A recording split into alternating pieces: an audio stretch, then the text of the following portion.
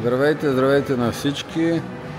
Има малко електрически коли, които може да покажем на почитателите на електрическите коли. C11. Ето това са му данните, бавно надолу. Може да се разгледат после на забавен кадър. Ето това е модела как изглежда. И понеже ми казаха няколко пъти, че говоря за фалшиви цени, сега ще ви покажа и цените. Ето как се отваря дръжката. И ето как изглежда отвътре. Това е повече от страхотно. Някаква много приятна кожа. Волана е супер. Ръчките наляво и надясно са много приятни. Има 3 екрана.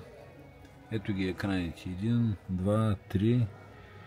Ето място за чаши. Тук как е разпределено пространството. Може да се затваря. Ето тук има друго, което се отваря. Ето тук се отваря всъщност. Ето го вътре как изглежда. И ето отзад. Кожата е много приятна на пипане. И ето пак отвънка. Чега клан, тоже очена? Тоже очен, чега клан? 15,800到20,900. 15,000 е нещо като 20 няколко хиляди, може би, долара на български. Около 150 хиляди юана. 140 хиляди са грубо около 20 хиляди долара, т.е. малко над 20 хиляди долара. Ето марката. И ето. Тя сега ще ни помогне как се отваря. О, има супер копче тук. Свети. И изненада доста голям багажник. За тази малка количка такъв голям багажник. Всичко някак си измислено.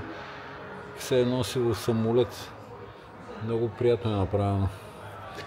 Пак, но ето как се зарежда.